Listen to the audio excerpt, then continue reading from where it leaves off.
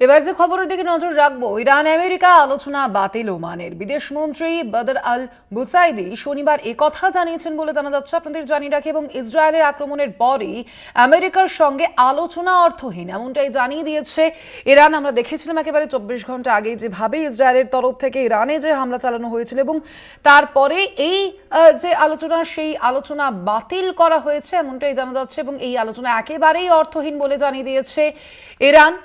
তারপরেই ভেস্তে গিয়েছে ইরান এবং মার্কিন আলোচনা। আপনাদের জানিয়ে রাখি, ইরানের সঙ্গে মার্কিন যুক্তরাষ্ট্রের যে পরমাণু চুক্তি, সেই পরমাণু চুক্তির আলোচনা ইতিমধ্যেই ভেস্তে গিয়েছে এবং এই আলোচনা বাতিল হয়েছে। ইরান এবং আমেরিকার এই আলোচনা ইতিমধ্যেই বাতিল হয়েছে। পাশাপাশি ওমানের বিদেশমন্ত্রী বদর আল বুসাইদি শনিবারই কথা জানিয়ে দিয়েছেন। ইসরায়েলের আক্রমণের পর আমেরিকার সঙ্গে আলোচনা অর্থহীন এবং যেভাবে আমরা দেখছি একেবারে ইরান ইসরায়েলের উপর যে পাল্টা প্রত্যাঘাতও চালিয়েছে, সেই প্রত্যাঘাতের পর অবশ্যই আলোচনার কোনো মানে থাকে না বলেই জানিয়ে দিয়েছে ইরান। আমরা আরো বিস্তারিত জানবো। আমাদের সঙ্গে এই মুহূর্তে নিউজ রুম থেকে রয়েছেন আমার সহকর্মী অভিক। এখনো পর্যন্ত এই বিষয়ে ঠিক কি জানা যাচ্ছে? ইরান এবং ইসরায়েলের যে যুদ্ধের আবহ, সেই যুদ্ধের আবহে ইরান এবং আমেরিকার যে আলোচনা, সেই আলোচনার উপর কি প্রভাব পড়ছে?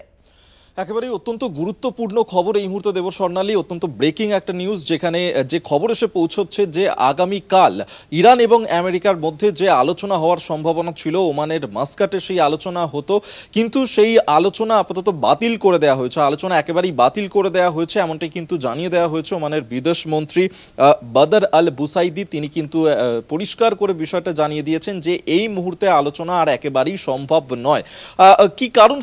সেক্ষেত্রে যেমনটা বলা হচ্ছে যে গতকাল আমরা দেখেছিলাম, অর্থাৎ শুক্রবারে আমরা দেখেছিলাম যে ইরানের পরমাণু কেন্দ্র লক্ষ্য করে যেভাবে ইসরায়েল হামলা চালিয়েছিল এবং তারপর থেকেই কিন্তু ইরানের তরফ থেকে সতর্ক করে দেওয়া হচ্ছিল যাতে ইসরায়েলকে কোনোভাবেই পশ্চিম এশিয়ার আমেরিকা, ব্রিটেন, ফ্রান্স তারা যেন সাহায্য না করে। কিন্তু আজ সকালবেলায়, অর্থাৎ শনিবার সকালবেলাতে আমরা দেখলাম যে ইসরায়েল ইরানের ওপর হামলা চালিয়েছে, ইরান ফের একবার হামলা চালিয়েছে ইসরায়েলের ওপর। এই যে আঘাত প্রত্যাঘাত চলছে এই দুপক্ষের মধ্যেই, অর্থাৎ কোথাও গিয়ে কিন্তু ইরান তাহলে হয়তো এটাই মনে করছে যে এই যে হামলা, ইসরায়েল যে হামলা এখনো পর্যন্ত অব্যাহত রেখেছে, ইসরায়েল যে হামলা চালিয়ে যাচ্ছে, তাহলে কোথাও হয়তো এর পিছনে আমেরিকার মদত থাকতে পারে এবং সেই ডিরেক্ট মদত থাকার কারণেই হয়তো আমেরিকা এই কাজ করছে এবং তার জন্যই ইরান এই আলোচনা আপাতত বাতিল করে দেওয়া হয়েছে। যে আলোচনা হওয়ার কথা ছিল রবিবার, আগামীকাল মাস্কাটে এই আলোচনা হওয়ার কথা ছিল। অর্থাৎ এক্ষেত্রে কিন্তু যে বিষয়টা আমরা পরিষ্কারভাবে দেখতেই পাচ্ছি যে আমেরিকা কিন্তু সব বিষয়, এর আগেও আমরা দেখেছি একাধিকবার সব কিছুতে মধ্যস্থতা করার যে দাবি রেখেছেন আমেরিকার প্রেসিডেন্ট ডোনাল্ড ট্রাম্প, এবং সেক্ষেত্রে কিন্তু এবারে মনে করা হচ্ছে যে এই ডোনাল্ড ট্রাম্প তিনি কিন্তু এই যে ইরান ইসরায়েলের যুদ্ধ, তাতে ইসরায়েলকে তিনি মদত দিচ্ছেন। এবং ইরানের পররাষ্ট্রমন্ত্রী আব্বাস আরাকচি তিনি কিন্তু যেমনটা জানিয়েছেন যে আমেরিকার সাথে পারমাণবিক আলোচনা চালিয়ে যাওয়া অযৌক্তিক। কারণ এমনটাই মনে করা হচ্ছে যেহেতু আমেরিকা এই যে যুদ্ধ চলছে সেই যুদ্ধের পিছনে ক্রমশই ইন্ধন যোগাচ্ছে যাতে এই যুদ্ধ আরও তীব্র আকার ধারণ করে। কোথাও গিয়ে হয়তো তৃতীয় বিশ্বযুদ্ধের আশঙ্কা করা হচ্ছে, যেভাবে ইরান ইসরায়েলের মধ্যে এই যুদ্ধ চলছে, ইরান যদি ক্ষেপণাস্ত্র হামলা চালিয়ে যায় তাহলে সেক্ষেত্রে কিন্তু তেহরান পূর্বে, এমনটাই কিন্তু হুঁশিয়ারি দেওয়া হয়েছে ইসরায়েলের প্রতিরক্ষা মন্ত্রী ইসরায়েল কাৎজের তরফে।